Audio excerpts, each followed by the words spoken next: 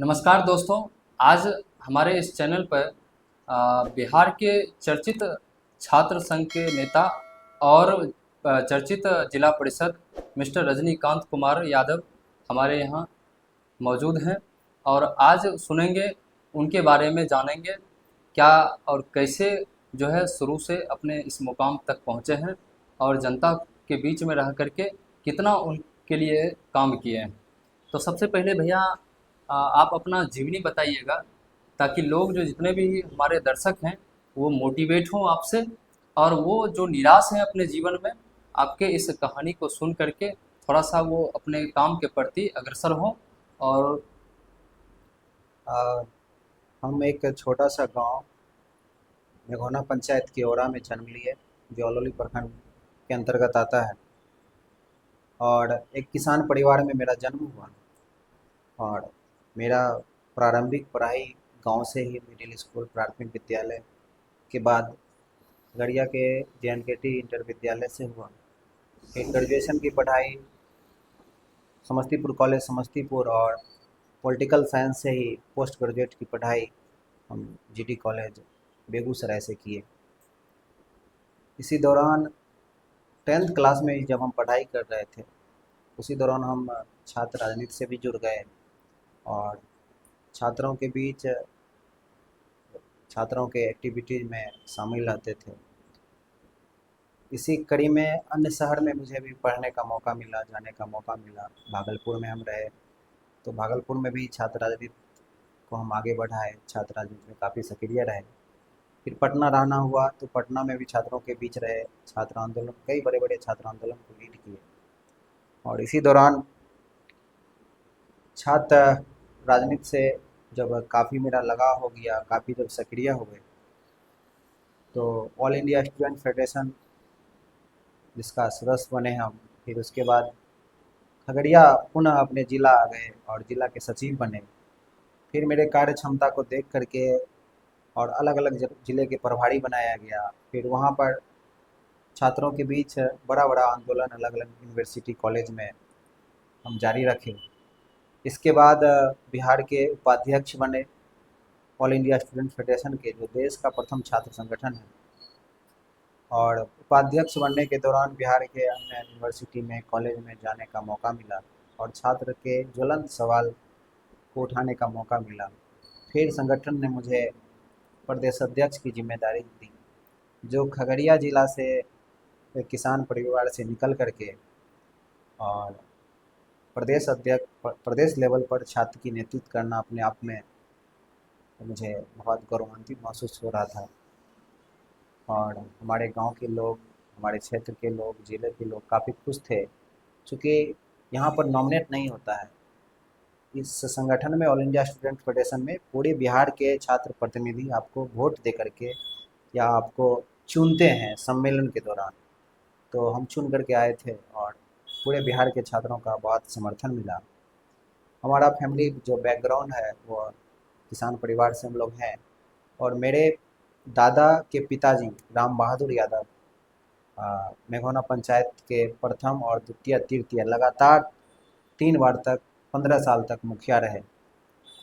तो राजनीति का प्रेरणा, राजनीति में आने का प्रेरणा हमको मेरे परदादा स्वर्गीय राम बहादुर यादव जी, जो मेघोना पंचायत के भूतपूर्व मुखिया हुआ करते थे, उनसे ही मिला। और आज उनके नक्शा कदम पे चल रहे हैं और उनके द्वारा कई ऐसे बात जो मैं अपने पिताजी से, दादाजी से सुना, कोशिश करते हैं कि वो सारे चीज़ को संयोग करके राजनीति को आगे बढ़ाएं। क्योंकि पहले का जो राजनीति होता था, पुराना राजनीति में छल कपट नहीं होता था, वहाँ लूट नहीं था, वहाँ स्वार्थ नहीं था। उस समय गांव का जो सड़क होता था वो कच्ची सड़क होता था। लोग बहुत ज़्यादा जागरूक नहीं होते थे, लोग बहुत ज़्यादा अशिक्षित होते थे। उस समय जो है हमारा ग्राम पंचायत कैसे काम करते थे, उस समय के जनप्रतिनिधि कैसे काम करते थे, कैसे सेवा भाव से काम करते थे, कैसे लोगों को मदद करते थे। तो ये सब चीज़ हम अपने दादा पिताजी सब लोग और भी बहुत सारे बड़े बुजुर्ग से सुने और कोशिश करते हैं कि उस चीज़ को अपने कार्य कार्य जो राजनीतिक कार्यक्रम है उस कार्यक्रम में उसको पिरो करके उसको लेकर के चल और हम चल। बहुत बहुत धन्यवाद। आपसे एक सवाल है, जिला परिषद का मुख्य काम क्या है? लोग जिला परिषद में क्यों चुनते हैं? बहुत बहुत अच्छा सवाल ये किए। हम खास करके जो पढ़े लिखे नौजवान है, युवा साथी है, ये सवाल बहुत मायने रखता है। और ख़ास करके फिर चुनाव होने वाला है और जब लोग पहली बार वोट करने के लिए जाएंगे 18 वर्ष के बाद, पहली बार जो वोटर अपने मुखिया को, जिला परिषद को, समिति को, पंच को, सरपंच को चुनेंगे, तो हम आप सभी वोटर से ज़रूर इस बात के लिए आग्रह करेंगे कि कम से कम सबके घर में एंड्रॉयड फ़ोन है और अपने एंड्रॉयड फ़ोन में जा कर के इस बात को ज़रूर सर्च करें कि हम वार्ड को क्यों चुनते हैं, हम सरपंच को क्यों चुनते हैं, हम समिति को क्यों चुनते हैं, हम जिला परिषद को क्यों चुनते हैं। क्योंकि आप इनको वोट देते हैं, इसके बाद आपका समिति अपने प्रमुख को चुनता है, आपका जिला परिषद आपके अपने चेयरमैन को चुनता है। तो उसका क्या काम होता है, एक चेयरमैन जिला में किस तरह से काम करती है, एक जिला परिषद सदस्य अपने क्षेत्र में किस तरह से काम करते हैं, तो यह आपको जानकारी हो। और समय समय पर, और एक एमएलए को आप वोट करेंगे तो एक एमएलए का क्या काम है, एक एमपी का क्या काम है। तो जी। ये हम आज के जो शिक्षक हैं, प्राइवेट शिक्षक हैं, उनसे भी आग्रह करेंगे कि आप अपने बच्चों को ये बात बताएं, समझाएं कि एक एमएलए का, एक एमपी का, एक जिला परिषद का, एक मुखिया का क्या काम है और किस तरह से वो काम करते हैं, ताकि युवा अपने जनप्रतिनिधि से उस लेवल का, उसके संबंधित वो सवाल करें। क्योंकि जिला परिषद का मुख्य काम होता है कि बिहार सरकार और केंद्र सरकार का जो योजना ग्राम पंचायत में चल रहा है, जैसे मुख्य रूप से शिक्षा, स्वास्थ्य का मॉनिटरिंग करना, उसका निगरानी करना, उसका देखरेख करना, इसके अलावा जो जल कल्याणकारी योजना है, चाहे वो राशन की राशन का बात हो, चाहे कृषि संबंधित बात हो, या जो भी कल्याणकारी योजना है, अ, उसका देखरेख करना, उसका मॉनिटरिंग करना जिला परिषद का मुख्य काम होता है। दूसरा काम होता है जिला परिषद का अपने क्षेत्र के विकास योजना को बनाकर संबंधित पदाधिकारी को देना। इसीलिए जिला परिषद बोर्ड की बैठक होती है जो 3 माह पर होती है, जो सरकार ने समय निर्धारित कर रखी है। तो जिला परिषद के बोर्ड की बैठक में कौन लोग होते हैं, तो जिला परिषद के बोर्ड के बैठक में जिला के 29 डिपार्टमेंट, जो सरकार का प्रमुख अंग है, जिसका जल कल्याणकारी योजना जनता के बीच चलती है, उसका सभी जिला लेवल के पदाधिकारी हमारे साथ बैठते हैं। जैसे स्वास्थ्य विभाग से अगर लें तो सीएस बैठते हैं, सिविल सर्जन बैठते हैं, शिक्षा विभाग से तो जिला के शिक्षा पदाधिकारी बैठते हैं, कृषि विभाग से जो कृषि पदाधिकारी जिला के होते हैं वो बैठते हैं। हम आपको एक उदाहरण की तरफ बता रहे हैं ताकि हमारा युवा साथी और वोटर, हमारा जनता मालिक इस बात को ज़्यादा से ज़्यादा समझ सकते हैं। बिजली संबंधित जो बिजली विभाग के जो एग्जीक्यूटिव इंजीनियर होते हैं वो बैठते हैं। जैसे आप सड़क देखते हैं, जो बड़ी बड़ी सड़क ग्रामीण कार्य विभाग से बनता है, प्रधानमंत्री अ, के प्रधानमंत्री और मुख्यमंत्री सड़क योजना के तहत जो बनता है, तो उसके जो एग्जीक्यूटिव होते हैं, जिला के एग्जीक्यूटिव, एक ही एग्जीक्यूटिव होते हैं, वो हमारे साथ बैठते हैं। अब फ्लड संबंधित, फ्लड कंट्रोल 1, फ्लड कंट्रोल 2, तो इस लेवल के पदाधिकारी हमारे साथ बैठते हैं।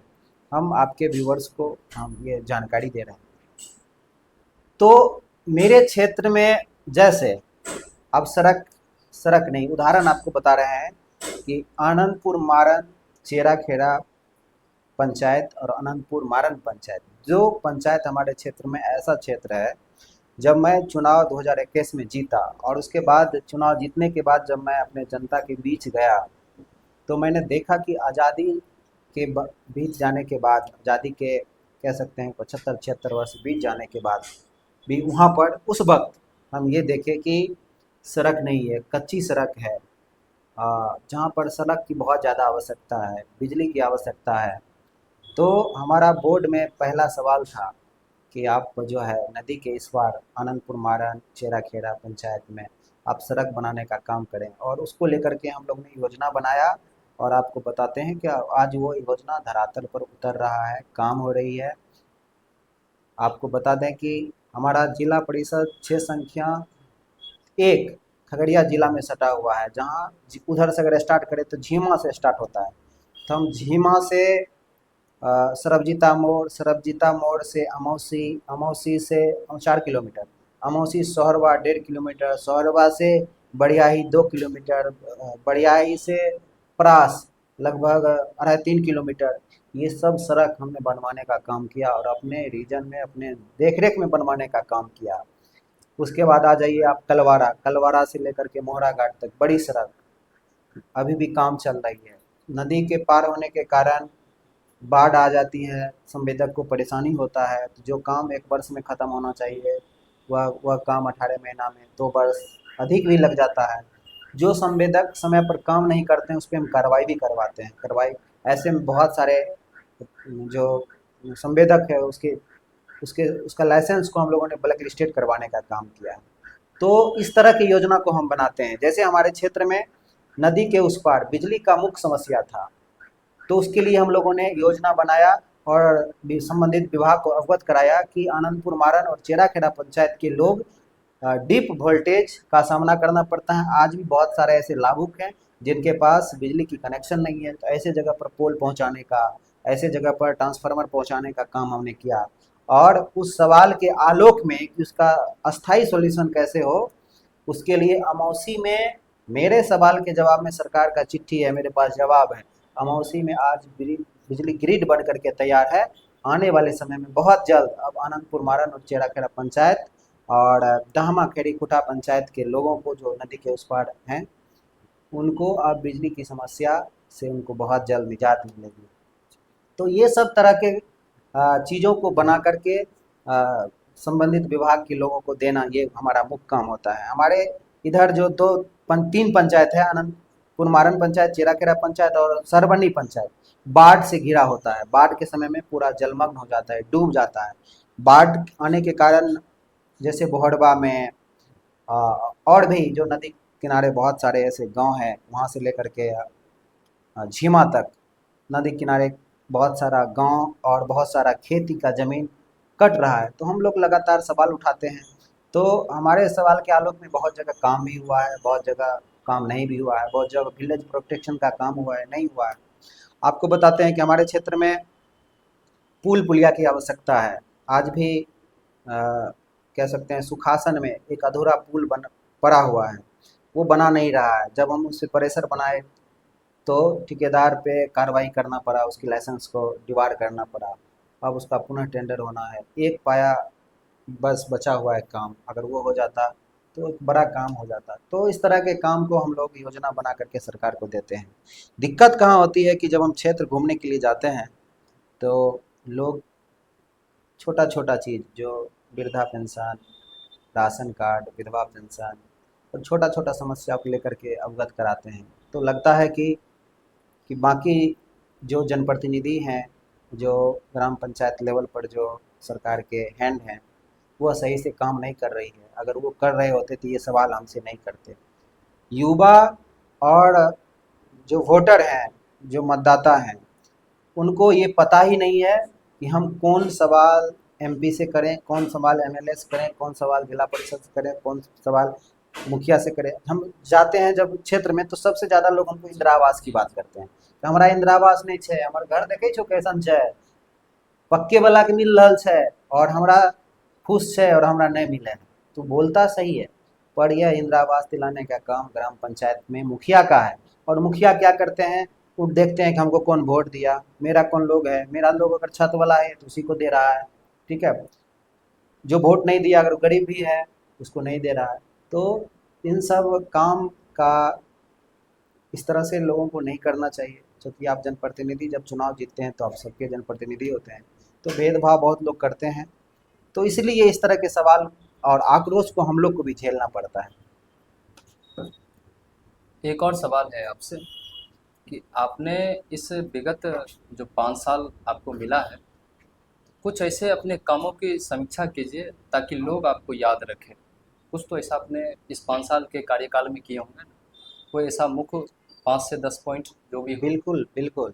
हम अपने क्षेत्र के मतदाता युवा साथी को कहना चाहेंगे, बताना चाहेंगे, और वो भली भांति जानते हैं। और इस बात को बताते हुए मुझे बहुत गर्व महसूस हो रही है कि जब हम जेल में थे, जनता ने मुझे बहुत प्यार दिया एक बेटा की तरह, और मुझे जनप्रतिनिधि के रूप में बिहार में सबसे रिकॉर्ड मतों से जिताने का काम किया। मैं उनके लिए अगर एक बात अगर पूछ रहे हैं कि आप ऐसा कौन काम किए जिसके लिए आप जनता आपको याद रखें, तो मैं आपको इस बात के लिए 2 बात ज़रूर बताऊंगा।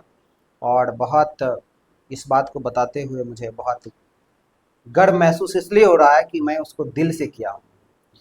तो मैं अपने मतदाताओं को, युवा साथी को बताना चाहूँगा कि हम आपके लिए, आपके बच्चों के लिए, आपके घर के बच्चों के लिए शिक्षा में कैसे बेहतर सुधार हो, हम उस पे बहुत दिल से, ईमानदारी से काम किए।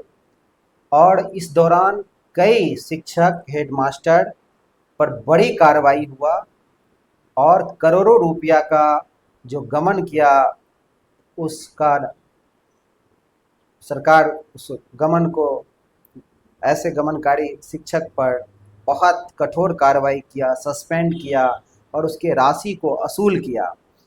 जो लोग, जो शिक्षक स्कूल नहीं जाते थे, वह शिक्षक को स्कूल हम भेजने का काम किए। हम प्रत्येक दिन, आप देखते होंगे उस समय में, शुरुआत के समय में मैं स्कूल में विजिट करने जाता था, और जो शिक्षक नहीं मिलते थे स्कूल में, उन पे हम लोग कार्रवाई करवाने का काम किए। कम से कम मैं कह सकता हूँ कि 2 दर्जन से अधिक शिक्षक पे कार्रवाई करवाने के काम किए। जब हम स्कूल जाते थे तो कई शिक्षक शराब पी कर के आते थे। मैं 2-3 शिक्षक को तो शराब के नशे में उसको पकड़ करके पुलिस के हवाले किया। तो मैं कह सकता हूँ कि शिक्षा के क्षेत्र में जो आपके बच्चे के भविष्य को सुरक्षित रख सके, मैं उस पे बहुत ईमानदारी से, दिल से काम किया। और इस एवज में हम पे शिक्षकों, ऐसे गलत शिक्षक और एचएम के द्वारा गिरोह बना करके साजिश के तहत मुझे SC ST के केस में फंसाया, मुझे प्रताड़ित किया, मेरे परिवार के लोग को फंसाया, मेरे साथी को फंसाया, मेरे साथ में रहने वाले लोगों को फंसाया, और उसे पैसा के बल पर प्रशासन को दिग्भ्रमित करके उसको परेशान करने का मुझे काम किया। पर सच सच होता है। उस केस में हमको प्रशासन के द्वारा SP के निर्देश पर, DIG के निर्देश पर उस केस को जांच करके पुनः ख़त्म भी किया गया। तो एक शिक्षा के लिए किए, दूसरा स्वास्थ्य के लिए हम काम किए।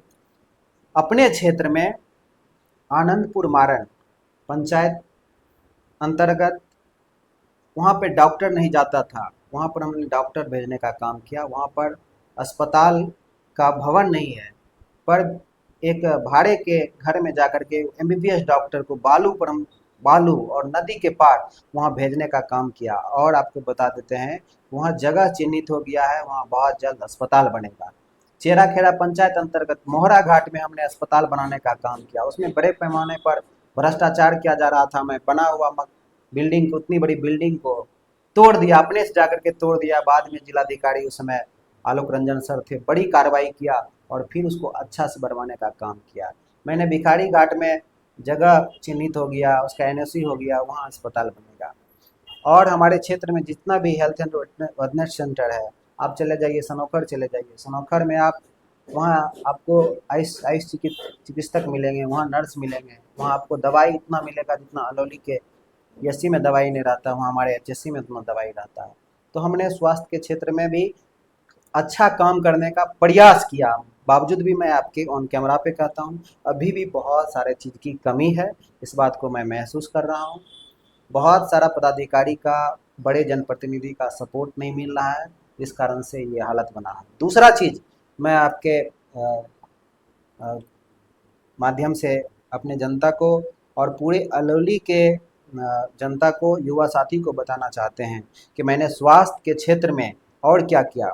आप 24 घंटा के अंदर आप 1 रिंग से 2 रिंग हमारे फ़ोन पे कभी भी करेंगे, मैं ऐसे माँ बहन जिनको प्रसव के लिए, जिनको सांप काट लिया है, किसी बच्चे को, बुजुर्ग को सांप काट लिया है, कोई माँ बहन का प्रसव है, प्रसव संबंधित समस्या है, डॉक्टर उनको देख नहीं रही है, डॉक्टर उनका सुन नहीं रहा है, कोई एक्सीडेंट हो गया और डॉक्टर उसको सुन नहीं रहा है।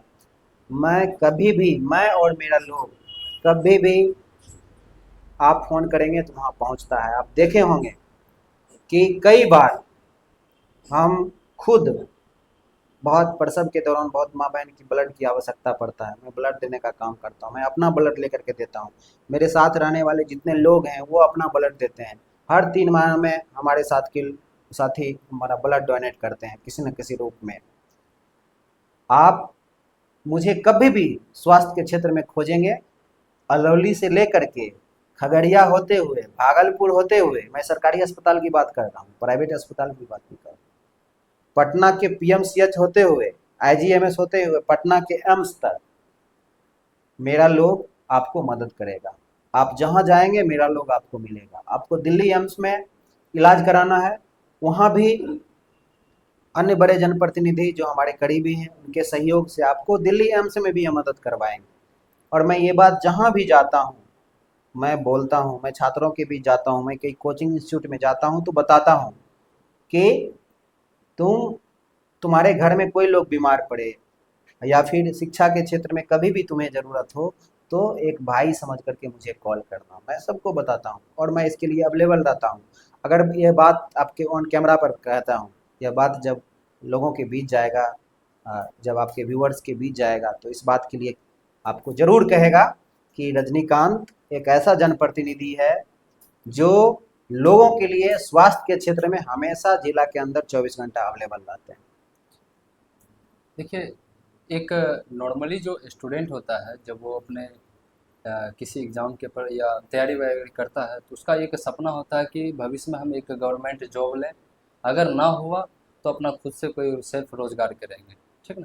लेकिन आप राजनीति को क्यों चुने, मतलब राजनीति में आप क्यों आए? बहुत अच्छा सवाल है। मैं भी पढ़ाई के दौरान यही सोचता था कि जॉब करूंगा, पर थोड़ा सा इसमें डिफरेंस था कि हम सोच रहे थे कि सेना में जाएंगे, आर्मी में जाएंगे। बहुत प्रयास भी किए इसके बाद इसके लिए, और दुर्भाग्य, बहुत लंबी कहानी है, उतना जाना नहीं चाहेंगे, बस कहेंगे कि दुर्भाग्य वहाँ जाने का मौका नहीं मिला। तो दूसरा तरह के जॉब करने का मेरे मन में इच्छा नहीं था। तो छात्र राजनीति करते ही थे, छात्र के लिए, लोगों के लिए लड़ते ही थे। और लड़ते लड़ते ऐसी परिस्थिति बन गई कि मुख्य राजनीति में आना पड़ा। इतनी जल्दी मुख्य राजनीति में आ गए ये मैं नहीं सोचा था, क्योंकि जब मैं चुनाव लड़ रहा था तो मैं जेल में था, और जेल में भी था यही विद्यार्थी के लिए, छात्र के लिए, यही सिस्टम के खिलाफ लड़ते हुए मैं जेल में था। तो इस सिस्टम के ऊपर और ऐसे जो गलत लोग जो साजिश के तहत मुझे जेल भिजवाया और लंबे समय तक जेल में रखवाने का काम किया, तो जनता ने और छात्र ने, खास करके प्राइवेट कोचिंग सेंटर वाले जो पढ़ाते हैं, जो हमारे साथी थे जिनकी लड़ाई हम लड़ते हुए जेल गए, वो और छात्र एक तरफा चुनाव लड़ रहे थे 6 संख्या 1 का, और प्रचार कर रहा था पूरे जिला के 18 के लोग, शिक्षक, सब बाहर से सब शिक्षक आ गए हमारे प्रचार करने, और एक तरफा वोट से बिहार में रिकॉर्ड मतों से हम चुनाव जीते। तो हम छात्रों को बस यही कहना चाहेंगे, आज के युवा साथी को, बेरोजगारी का बहुत आलम है। जीविका के लिए तो रोजगार चाहिए, काम चाहिए। सरकारी रोजगार नहीं तो कम से कम काम तो चाहिए ही, ताकि आपका जीवन अच्छा से चल सके। पर एक बात हम संदेश देना चाहते हैं कि राजनीति को आप इस तरह से समझिए कि जब आप शिक्षा ग्रहण करके किसी पोस्ट पे जाते हैं तो आप इसी समाज और इसी राज्य, इसी देश के लिए काम करते हैं। चाहे आप सिपाही बनिए या कर्मचारी बनिए या कुछ भी बनिए, आप काम करेंगे इसी देश के लिए, इसी माटी के लिए आप काम करेंगे। तो एक माध्यम ये भी है कि आप समाज सेवा करके, राजनीति में आकर के जनता का आवाज़ बन करके, चूँकि जनता के पास अभी बहुत सारा परेशानी है, वह सिस्टम से बहुत जूझ रहे हैं। सरकार का जन कल्याणकारी योजना जनता तक पहुंच नहीं रही है। तो आप युवा से हम अपील करेंगे, पढ़े लिखे युवा से अपील करेंगे कि आप राजनीति के तरफ रुख कीजिए, उधर आप इधर आइए, राजनीति में आइए, राजनीति बहुत अच्छा चीज़ है। जब आप राजनीति करेंगे तो आपको बहुत अच्छा महसूस होगा। जब आप किसी को मदद करेंगे तो आपको बहुत अच्छा महसूस होगा। जब आप परेशान, ऐसे परेशान जो मतदाता हैं, जो समाज के दबे कुचले लोग हैं, जो सिस्टम से परेशान हैं, उसके काम को अगर आप अपने प्रभाव से करा देंगे तो वो आपको बहुत आशीर्वाद देगा, तो आपको बहुत अच्छा लगेगा। तो ऐसे युवा से हम यही कहेंगे, आप राजनीति में ही आइए। अच्छे पढ़े लिखे युवा जब तक राजनीति में नहीं आएंगे तब तक व्यवस्था नहीं बदलेगी। पढ़े लिखे लोग अधिकारी बनते हैं और उसी अधिकारी का मॉनिटरिंग जनप्रतिनिधि करता है, और जनप्रतिनिधि जब पढ़े लिखे, जागरूक और सेवा भाव वाला नहीं हो तो जन जनता का कल्याण नहीं हो सकता है। मैं उदाहरण के लिए आपको बताता हूँ। इस बात को जब मैं बोल रहा हूँ तो बहुत सारे जनप्रतिनिधि को बहुत ज़्यादा मिर्ची लगेगी। मैं आपसे सवाल पूछता हूँ और आपके कैमरा पर ये बात बोल रहा हूँ। यहाँ पर मैं आपसे सवाल पूछ रहा हूँ। खगड़िया जिला के अंदर 18 जिला परिषद सदस्य हैं। टोटल 18 जिला परिषद सदस्य हैं। उसमें एक अध्यक्ष हैं और एक उपाध्यक्ष हैं। ये दोनों को भी अगर हटा दीजिए तो इसके बाद बचता है 16 जिला परिषद सदस्य। आपके उस 16 जिला परिषद सदस्य में 6 संख्या 1 से आप, मैं हूँ रजनीकांत कुमार। मेरे अलावा अगर 16 जिला परिषद में से किसी को अगर जानते हैं किसी माध्यम से, सोशल मीडिया के माध्यम से, किसी माध्यम से, तो आप इस बात को समीक्षा करेंगे कि उसको किस रूप में जानते हैं। क्या किसी जनप्रतिनिधि को आपने स्कूल में जा कर के स्कूल विजिट करते देखा है? मैं दावे के साथ कहता हूँ, मेरे अलावा कोई भी जिला परिषद, अब बाद में मैं एक आध गो का छोड़ दूं तो कह सकता हूँ 18 में से कम 16 जिला परिषद आज तक अपने गांव के बगल के स्कूल में विजिट करने के लिए नहीं गए होंगे कि उसके समाज का बच्चा किस हाल में है, उसको गुणवत्तापूर्ण शिक्षा मिल रही कि नहीं है, शिक्षक का कमी है, क्या चीज़ का कमी है, नहीं मिलेगा। मैं कहता हूँ 16 जिला परिषद सदस्य को किसी एक अस्पताल, अपने गांव के पंचायत के एक एचएससी का एक फोटो हमको कोई जनप्रतिनिधि अगर इस बात को सुन रहे हैं तो मैं 16 के 16 जनप्रतिनिधियों को चैलेंज करके कहता हूं कि आप एक फोटो आप हमारे कमेंट में डाल देना कि मैं अपने क्षेत्र के पीएससी में, एसएससी में जाकर के विजिट किया कि यहाँ डॉक्टर नहीं है, यहाँ दवाई नहीं है। कभी कभी नहीं। आपने देखा किसान की बात उठाते हुए किसी जिला परिषद सदस्य को देखा? जिला परिषद का मुख्य काम है शिक्षा, स्वास्थ्य, कृषि, इस सब चीज़ का निगरानी करना, मॉनिटरिंग करना।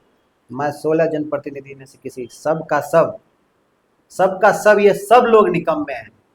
गलत लोग को जनता ने चुन दिया। जिला परिषद सदस्य कैसा होना चाहिए मैं बताता हूँ।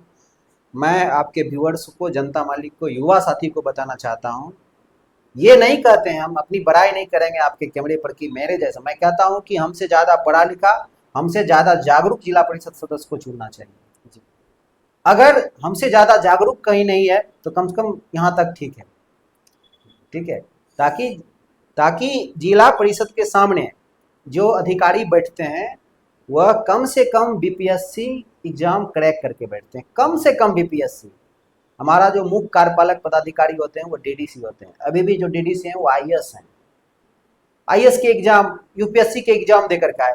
आप ऐसे पदाधिकारी के सामने अगर आप एक मूर्ख जो अशिक्षित जनप्रतिनिधि है उसको बैठा देंगे तो वो उससे क्या सवाल करेंगे? आप मैं आपके कैमरा के माध्यम से मैं आपके ही व्यूअर से पूछना चाहता हूँ कि एक गजेटेड अफसर के सामने जो बीपीएससी क्वालिफाइड है, यूपीएससी क्वालिफाइड है, उसके सामने अगर आप पढ़े लिखे, जागरूक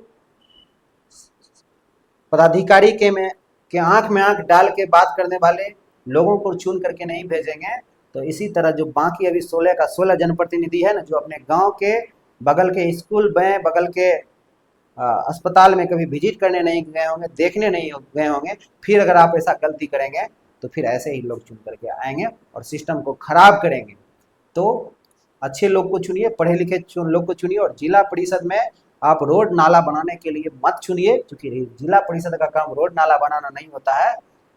आपका सवाल को सरकार के जो अधिकारी हैं, जो जिला के पदाधिकारी हैं, उसके आंख में आंख डाल करके बात कर सके, ऐसे लड़ाकू जनप्रतिनिधि को अठारियों जिला परिषद क्षेत्र संख्या 1 से चुनिए। मैं अगर उस लायक हूंगा तो फिर अगर मैं चुनाव लड़ूंगा, चाहे जिस क्षेत्र से चुनाव लड़ूं, आपको लगेगा तो ऐसे लड़ाकू मैं हूं तो आप मुझे वोट दीजिएगा। लगेगा कि नहीं, इससे भी ज्यादा कोई लड़ाकू, इससे भी ज्यादा कोई पढ़ा लिखा, इससे भी ज्यादा कोई सरकार के पदाधिकारी में आंख डालकर बात करने वाले लोग हैं, तो आप निश्चित ऐसे लोगों को वोट करने का काम करिएगा। मैं ऐसा कहता हूँ। लोग कहते हैं कि नेता जो है चुनाव जीतने के बाद गायब हो जाते हैं, लेकिन आपके बातों से और मैं आपसे काफ़ी दिनों से जुड़ा हुआ हूँ, तो आपके कार्य को जो है सोशल मीडिया से जो जुड़े हुए हैं, तो आपके कार्यों को देखते रहते हैं कि आप जगह जगह क्या क्या काम किए हैं। तो हमको लगता है कि बिहार में जितने भी ज़िले हैं, जितने भी जिला परिषद हैं, आपके जैसा मिनिमम आपके जैसा तो होना चाहिए। मैं तो कहा कि अच्छे लोग को, जागरूक और लड़ाकू लोग को जिला परिषद सदस्य के रूप में चुनना चाहिए। मैं आपके व्यूअर्स को, अपने जनता को ये बताना चाहता हूँ कि जब भी कोई मांगलिक कार्यक्रम को लेकर के मुझे इनवाइट किया जाता है, चाहे बर्थडे हो, मुंडन हो, शादी हो या अन्य फंक्शन हो, मैं ज़रूर जाता हूँ। या फिर किसी तरह के दुख के घड़ी में, किसी मरने में मुझे इनवाइट करता किया जाता है तो मैं ज़रूर जाता हूँ और उसके दुख सुख में उसका हिस्सा बनता हूँ। पर बहुत जगह चाह के भी नहीं जा पाता हूँ। बहुत जगह एक एक दिन में 15 जगह 16 जगह से इनवाइट रहता है। अधिकतम हम 8 से 9 जगह जाते जाते बहुत जगह नहीं जा पाते हैं।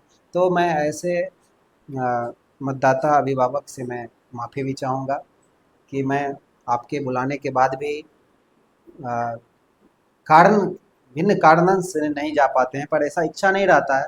मैं पूरे रात 7 बजे 6 बजे अपने घर से निकलता हूँ और ऐसे शादी ब्याह के समय में मैं सुबह 4 बजे तक लोगों के बीच में रहता हूँ। जब भी कोई दिन में कोई घटना घटती है, मैं लोगों के बीच अवेलेबल रहता हूँ। जब जनता किसी काम के लिए बुलाते हैं, याद करते हैं, मैं उसके बीच में अवेलेबल रहता हूँ, जाता हूँ। एक लोग कोई आपके, जब इस वीडियो को अपलोड करेंगे तो कोई एक लोग कमेंट ये नहीं करेंगे कि मैंने रजनीकांत कुमार को इस काम के लिए फ़ोन किया जो मैं कर सकता था। अगर वो काम जेन्युइन काम है, सही काम है, जिसे मुझे करना चाहिए, और उस काम को हम नहीं किए, ऐसा एक लोग कमेंट नहीं करेंगे। अगर एक लोग आपके कमेंट करेंगे तो मैं इसके लिए जवाब देंगे। एक और बहुत ज़रूरी सवाल है आपसे, युवाओं के लिए आपने ऐसा कौन सा काम किया है जिससे युवाओं को आपके ऊपर गर्व हो? क्योंकि जिस ओर युवाओं का जो लहर होता है, ये ज़माना उसी ओर जो है मुड़ जाता है। इस बात को बताते हुए बहुत गर्व हो रहा है कि मैं जब छात्र राजनीति से जुड़ा और आज भी छात्र राजनीति करता हूँ, तो युवाओं के लिए सबसे ज़्यादा मैं लाठी खाया हूँ अपने पीठ पे। आज भी पुलिस का जख्म होगा, पुलिस के लाठी का। मैं अपने छात्र जीवन में कम से कम दर्जनों बार विधानसभा को घेरा, कम से कम राज्यपाल महोदय को मैं दर्जनों बार घेरा। मैं अपने जीवन में आपके अलौली में एक व्यक्ति, आपके कैमरा पे नाम नहीं लेंगे, एक व्यक्ति हैं, इसके अलावा जो देश के प्रतिष्ठित विश्वविद्यालय से पढ़े, उसके अलावा मैं रजनीकांत कुमार सिंगल लोग है जो पार्लियामेंट मार्च कई बार किया।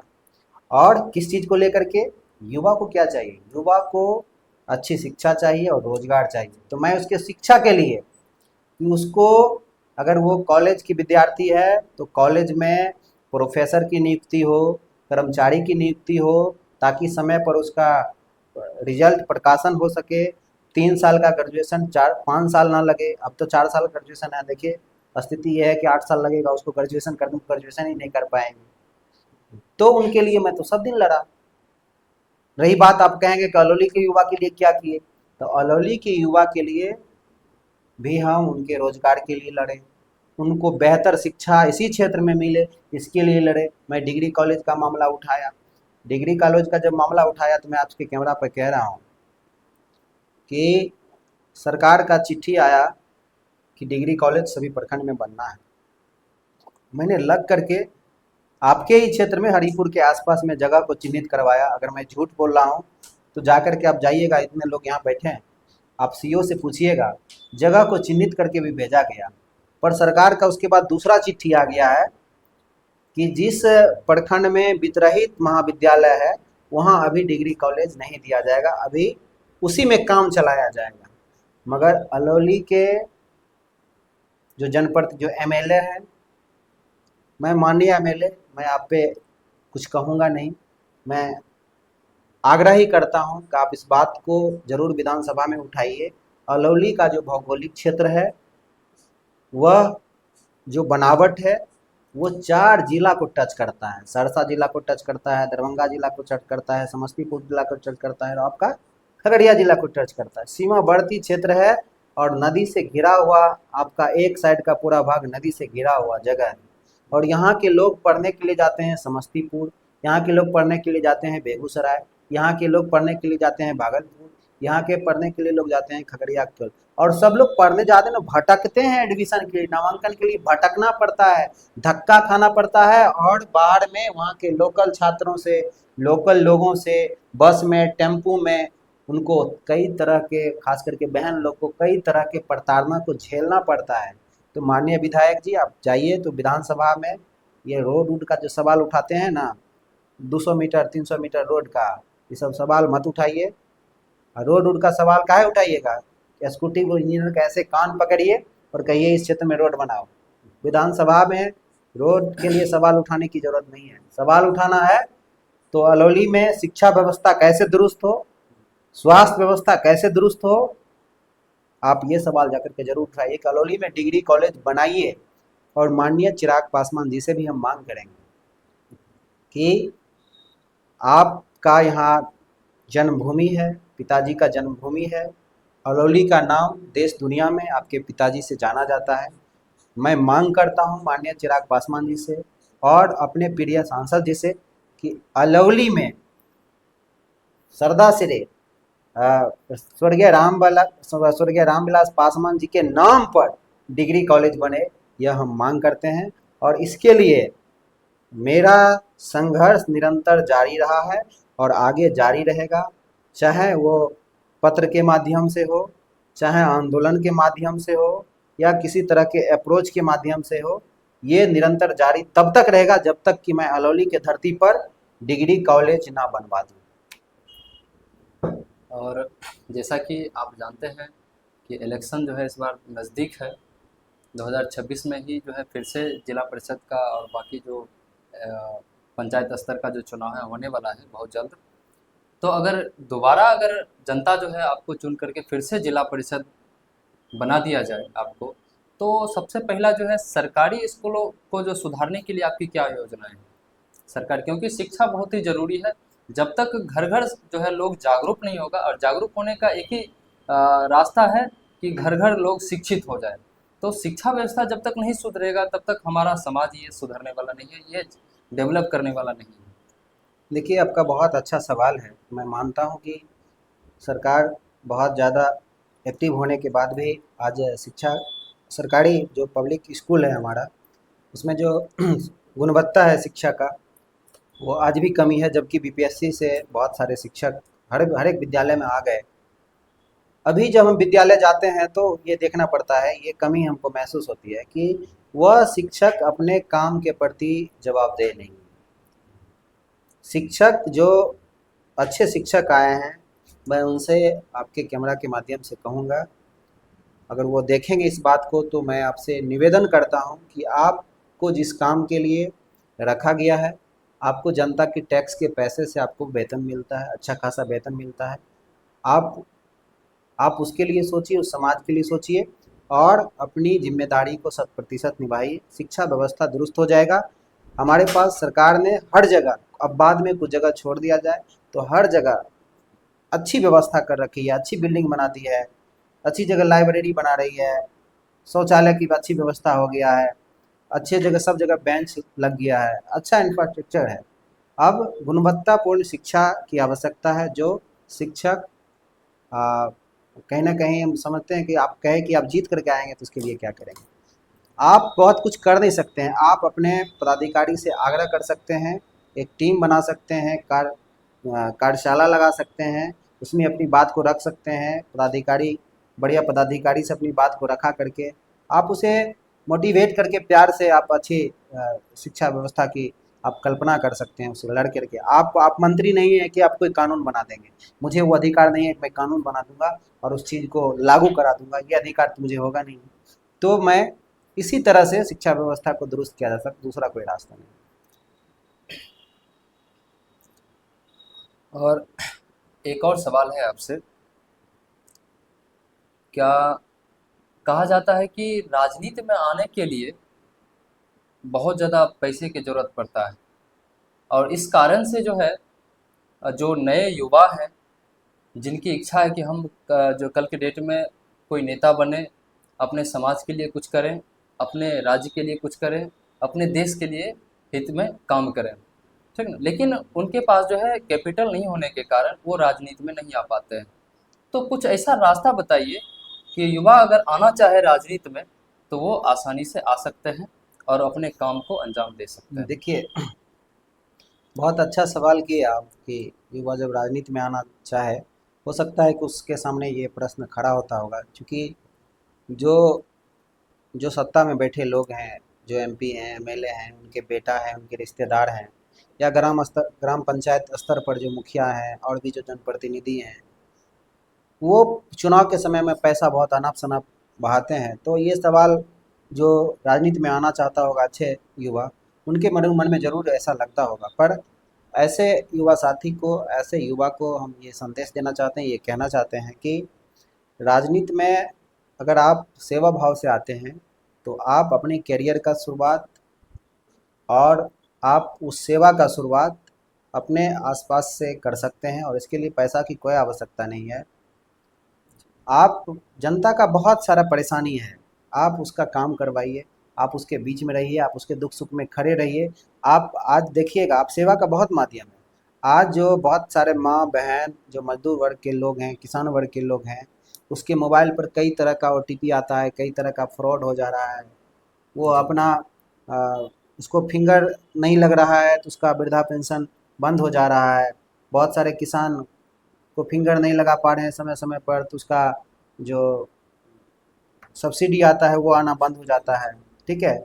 और उसके मोबाइल पे मैसेज आ रहा है, मोबाइल पे नोटिफिकेशन आ रहा है, बैंक संबंधित बहुत ऐसे चीज़ें हैं जो आ रहा है, उसको पढ़ने ही नहीं आता है। तो वो ऐसे पढ़े लिखे जागरूक युवा आप बहुत तरह से मदद कर देंगे। आप उसको छोटा छोटा मदद करेंगे तो आप उसके मन में बसते चले जाएंगे, दिल में बसते चले जाएंगे। आप ये जब मदद करेंगे तो वो आपको आशीर्वाद देंगे, तो आपको लगेगा कि हमने काम किया उसका। तो पढ़े लिखे होने का यही मतलब है, आप किसी ना किसी रूप में समाज को लौटा रहे हैं, दे रहे हैं। तो आप सेवा भाव से अगर जब राजनीति में आएंगे, मैं ये नहीं कहूँगा कि राजनीति में अगर आप मुख्य राजनीति में आना चाहेंगे, आप चुनाव लड़ना चाहेंगे मुखिया से, जिला परिषद से, तो हम इस बात से इनकार नहीं करेंगे कि इसमें पैसा की खर्च नहीं होगा। निश्चित रूप से चुनाव को जिस तरह से लोगों ने बना दिया, आपको संसाधन की अगर कमी होगी तो आप सीमित संसाधन में, कम संसाधन में ज़्यादा कुछ अच्छा नहीं कर पाएंगे।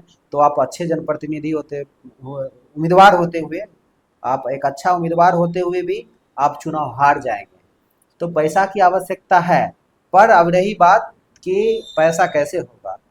तो मैं अगर अपना उदाहरण दूं, तो मेरे पास जब हम चुनाव लड़ रहे थे तो मैं जेल में था, और मेरे पास बहुत कम पैसा था, बहुत कम, 50-60 हज़ार रुपया था। और जो आवश्यकता लगा, साथी ने, दोस्त ने, किसी समाज के लोगों ने, जो जीवन भर हम कमाए छात्र राजनीति के रूप में, लोगों को सेवा मदद करने करके, तो वो लोग सब अपना खर्च किए, खर्च करके मुझे जिताए। जी। जो खर्च हुआ जहाँ खूब बढ़िया से खर्च करके जिताए। तो यही मैसेज है, आप पैसा की चिंता ना करें, सेवा भाव से राजनीति में आए, सब कुछ हो जाएगा। आपकी कहानी बहुत इंटरेस्टिंग है, और बहुत ज़्यादा स्ट्रगल करके आप इस मुकाम पे पहुँचे हैं। तो एक सवाल छोटा सा है आपसे कि आपकी ज़िंदगी का सबसे कठिन समय कौन सा था? हाँ, बहुत अच्छा सवाल है। और इतने वर्ष के लाइफ में आप एक बहुत सारा कठिन समय आया, पर एक बात कहना चाहेंगे, और उस बात को बहुत ज़्यादा खुल करके नहीं बोलना चाहेंगे, क्योंकि आप अपने जीवन में हर तरह के चीज़ों को सह लेते हैं जब आपका परिवार आपके साथ हो, आपके हर डिसीजन में आपके साथ मजबूती से आपके साथ खड़ा हो, खास करके आपका पिता, आपकी माँ, दो लोग कम से कम अगर आपके साथ हो तो आप सब चीज़ को देख लेते हैं, झेल लेते हैं। मैं अपने बहुत पढ़ाई पढ़ाई के दौरान, मैं जब इंग्लिश मीडियम के स्कूल में पढ़ता था, उस समय मैं 4-5 क्लास में ही पढ़ता था, 5 क्लास में।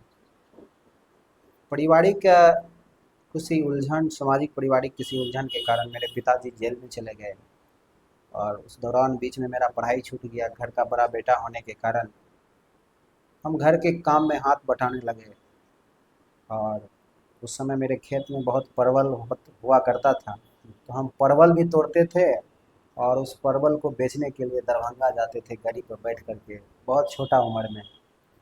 और भी समाज के लोग साथ में जाते थे। तो पिताजी लगभग 1 साल तक हम लोगों से दूर रहे, 1 साल से अधिक दिनों तक दूर रहे। तो एक पिता का कमी, और पारिवारिक जो जिम्मेदारी को देखते थे, माँ परेशान रहती थी, और छोटे छोटे भाई थे, बहन थे, सब लोग परेशान रहते थे। सब लोगों का पढ़ाई छूट गया था। तो वह दौर मेरे लिए बहुत कठिन दौर था, जो मुझे आज भी याद है। मैं उतने कम उम्र में दूसरे लोगों का खेत पटाया करता था। उस समय यामाहा मशीन आया था, एक यामाहा मशीन खरीद लिए थे, और लोगों का खेत पटाते थे। तो वह दौर मेरे लिए, मेरे जीवन में सबसे कठिन दौर था। और संघर्ष तो जीवन भर रहा, पर वह दौर इसलिए कठिन था कि मेरे पिताजी मेरे साथ नहीं थे, हमसे दूर थे। अगर आप राजनीति में नहीं आते तो अभी क्या कर रहे होते? राजनीति में अगर नहीं आते तो मैं कह सकता हूँ कि चूँकि पढ़ाई जो जिस तरह का हमारा शिक्षा परिवार के सहयोग से हम ले पाए, अलग अलग शहर में रहे, अलग अलग शहर का अनुभव लिए, देश दुनिया का जो अनुभव है मुझे, जो शिक्षा का जो अनुभव है मुझे, तो मैं अपने जीविका के लिए छात्र राजनीति के साथ ही मैं 2015 में ही कोचिंग खोल दिया, जो आज खगड़िया में क्रिएटिव इंग्लिश क्लास के नाम से इंडिविजुअल बड़ा कोचिंग है, जहाँ पर हज़ारों बच्चे पढ़ते हैं, हर साल पढ़ करके पास आउट होते हैं, वहाँ 11-12 के बच्चे पढ़ते हैं। इसके बाद जब हम मुख्य राजनीति में आए, जिला परिषद बन गए, उसके बाद हम एक स्कूल खोले, अच्छा। और वह स्कूल चौथे में है, इंग्लिश मीडियम का स्कूल है, और सरकार द्वारा एप्लीकेटेड स्कूल है, बहुत अच्छा स्कूल है, वहाँ भी बहुत अच्छे विद्यार्थी हैं। इस बात को आपके कैमरा पर इसलिए भी बता रहे हैं कि राजनीति में आने के बाद बहुत सारे लोग राजनीति करते हैं, और पिताजी के कमाई पर बहुत फुटानी करते हैं। और कभी कभी ऐसा समय अगर आपको आएगा, आप सेवा भाव से भी अगर राजनीति में हैं, तो कभी कभी किसी ना किसी आपको संसाधन की ज़रूरत होगा, आपको पेट्रोल की ज़रूरत होगा, आपको गाड़ी की ज़रूरत होगा, आपको कभी ऐसा भी होगा, कभी 2000-5000 किसी को मदद करने की भी ज़रूरत होगा, तो आप परिवार से लेकर के मदद नहीं कर सकते हैं, खास करके मध्यम वर्ग के लोग। तो आपको राजनीति में आने से पहले आपको अपनी जीविका की उपार्जन कैसे करेंगे, ये आपको तय करना चाहिए। तो मैंने वो चीज़ किया। मैं कह सकता हूँ कि मैं कोचिंग स्कूल जो चलाता हूँ, उससे हमारा जीविका चलता है, उससे हम हमारा गाड़ी में पेट्रोल डीजल हम डालते हैं, उसी से चलते हैं। और 2 रोटी अगर खाते हैं अपने साथी के साथ तो बाँट करके, तो उसी से खाते हैं। बहुत अच्छा। तो एक और सवाल है आपसे। अभी के समय में सोशल मीडिया का युग है, और बहुत सारे लोग क्रिएटर भी हैं, वीडियोज़ बनाते हैं। तो वायरल वीडियो या रील्स बनाकर जो राजनीति का पर्पज़ से वीडियो जो बना कर के सोशल मीडिया पर डालते हैं, इस पर आपका क्या कहना है? देखिए, कभी-कभी होता क्या है कि रील और सोशल मीडिया अच्छा भी है और ख़राब भी है। आप सोशल मीडिया पर वही चीज़ डालते हो, जो ये बात पहले से तय होता है कि इसको लेकर के जनता मुझे अच्छा कहेंगे, उनको अच्छा लगेंगे, तो आप एक प्लानिंग वे में वो चीज़ को डालते हो। जनता इससे दिग्भ्रमित होकर के कभी-कभी आपको रील के वजह से आपको वोट भी दे देंगे, ठीक है? पर रियल में जब उसके बीच में जाएँगे, तो आपको जनता समझेगी, जानेगी, और समय पर सही लोगों का चयन भी करेंगे वो लोग। अगर आप वोट चुनाव के संबंध में अगर इस बात को अगर कर रहे हैं, तो मैं कह रहा हूँ, तो मैं जनता से यही कहूँगा कि रील कोई भी लोग डालते हैं, हम डालते हैं, कोई भी लोग डालते हैं, तो इसके पीछे एक परसेप्शन रहता है कि मैं अच्छे चीज़ को डालता हूँ, ठीक है। और मेरी ज़मीनी क्या हकीकत है, मैं किस नेचर का हूँ, मेरा जो भावना है वो सेवा भाव है ही नहीं, है या ना, वो मैं जब तक आपके बीच आऊँगा नहीं, जब तक आप मुझे अच्छे से जानेंगे नहीं, जब आप हमको काम करते नहीं देखेंगे, लोगों को मदद करते हुए नहीं देखेंगे, ये रील के चक्कर में अगर आप वोट देंगे तब आप फंस जाएंगे। चलिए, बहुत अच्छा। इसके अलावा और भी बहुत सारे सवाल हैं। तो और खगड़ी आप एक कठिन दौर की बात की, इसमें एक बात और जोड़ना चाहेंगे कि जब हम जेल में थे, और जब जेल में थे वह भी मेरे लिए बहुत कठिन दौर था। और जेल में रहते हुए हम बहुत साथ के लोग को बहुत याद करते थे, अपने माँ को, पिता को, खास करके दादी को। मेरी दादी बीमार रहती है और दादी ही मुझे पढ़ने के लिए शहर भेजी, तो दादी को बहुत मिस करते थे। और ऐसा लगता था कि हम जेल में हैं, कहीं कोई ऐसी कोई घटना ना हो जाए। छठ के दिन भी हम जेल में थे, जब पूरे बिहार के लोग, यूपी के बाहर के लोग छठ कर रहे थे। छठ एक ऐसा हम लोग का पर्व है जो लोग बाहर से गांव आते हैं, अपने परिवार के बीच में आते हैं, विदेश में रहने वाले लोग भी अपने गांव आते हैं। तो इस बात को, छठ के दिन अपने परिवार को, अपने साथी को, उस माहौल को, उस धुन को सुन कर के बहुत भावुक हो गए थे, बहुत रोना आता था। वह दिन भी मेरे लिए बहुत बहुत दुखद और बहुत कठिन दौर था। और आपसे, आपका जो व्यक्तिगत जीवन है उससे जुड़ा हुआ कुछ एक और सवाल है कि आज के समय में वार्ड कमिश्नर्स से लेकर के बड़ा से बड़ा जो नेता है, छोटा से छोटा जो जो नेता है, जो पंचायत स्तर पर है, वो भी अपनी गाड़ी में जो है अपना पद का जो है नाम लिखवाते हैं। लेकिन आपका गाड़ी महंगा होते हुए भी उस पर जिला परिषद क्यों नहीं लिखवाए? देखिए, कोई भी जनप्रतिनिधि जो बोर्ड लगाते हैं, मैं उस पर बोलना नहीं चाहूँगा। सवाल अगर आप हमसे किए हैं तो मैं अपने बारे में बताऊंगा, मैं बाकी लोगों के बारे में नहीं बताऊंगा वो क्यों लगाते हैं, लगाना चाहिए उसे नहीं, उसको अच्छा लगता है अपना लगाते हैं, लगाना भी चाहिए। जहाँ तक मेरा सवाल है, जनता ने मुझे 5 साल के लिए चुना है, ये समय निर्धारित है। जी। 5 साल के बाद वो बोर्ड अगर आप लगाते हैं तो आपको हटाना पड़ेगा। तो मेरा ये मानना है कि काम आप ऐसा करिए कि वह काम 5 साल ही याद ना किया जाए, वो आने वाले समय के लिए, बहुत लंबे समय के लिए याद किया जाए। और आपकी पहचान उस बोर्ड से ना हो, आपकी पहचान आपके काम से हो, आपकी पहचान आपका जो स्वभाव है, युवाओं के लिए, आम जनताओं के लिए, गरीब के लिए, दबे कुचले लोगों के लिए, और समानती सोच के लोगों के लिए भी। आपको उस सोच से और आपके काम से लोग आपको जाने, आपको पहचाने। अगर आप दिल से काम करेंगे, जनता के लिए काम करेंगे, लोगों के लिए काम करेंगे, समाज के लिए काम करेंगे, तो मैंने महसूस किया है, और आप कई ऐसे वीडियो देखे होंगे कि बच्चा जब स्कूल से छुट्टी होता है, देखता है तो दर्जनों के संख्या में, सैकड़ों के संख्या में बच्चा मेरे गाड़ी को देख करके आ जाता है। तो हम बोर्ड से नहीं पहचाने जा रहे हैं, मैं चेहरा से पहचाने जा रहे हैं। ये बच्चे, छोटा छोटा बच्चा हमको चेहरा देख करके हमसे मिलने आ जाते हैं, हमसे बात करने आ जाते हैं, अपनी समस्या को बताने आ जाते हैं। बोर्ड तो 5 साल के लिए उतर जाएगा, तो मैं इसी व्यू से काम करता हूँ, इसीलिए मैं बोर्ड नहीं लगाता हूँ। मैं, पर इसका मैं विरोधी नहीं हूँ। जो लोग बोर्ड लगा करके चलते हैं, उसको बहुत बधाई, आप लगाइए, अच्छी बात है। चलिए, बहुत अच्छा। और लास्ट सवाल एक और है, आप अपने समर्थकों को क्या कहेंगे?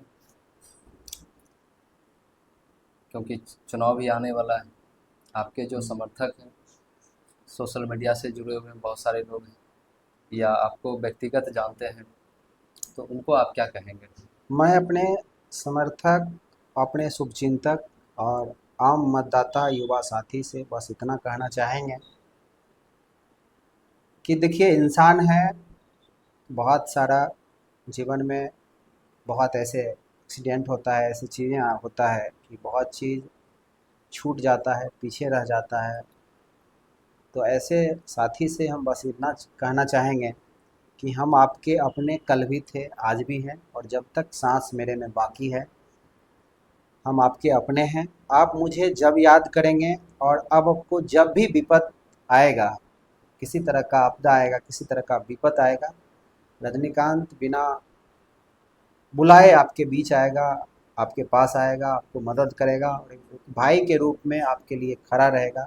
मैं यही अपने समर्थकों से कहना चाहता हूँ। और चुनाव संदर्भ में अगर आप पूछना चाह रहे हैं तो मैं अपने समर्थकों से, अपने शुभचिंतकों से बस यही कहते हैं कि मैं आ रहा हूँ, आप तैयार रहिए। और अपने विरोधियों से भी कहना चाहूँगा कि मैं आ रहा हूँ और मजबूती के साथ आ रहा हूँ, आप हमारा मुकाबला के लिए तैयार रहिए। बहुत बहुत धन्यवाद भैया, आप हमारे चैनल पर आए, आपका बहुत बहुत धन्यवाद। और आप सभी दर्शकों से एक निवेदन है कि हम लोग का जो ये सेशन था ये ओनली एजुकेशन पर्पस से है, इसका उद्देश्य किसी की भावनाओं को ठेस पहुंचाना नहीं है। Thank you.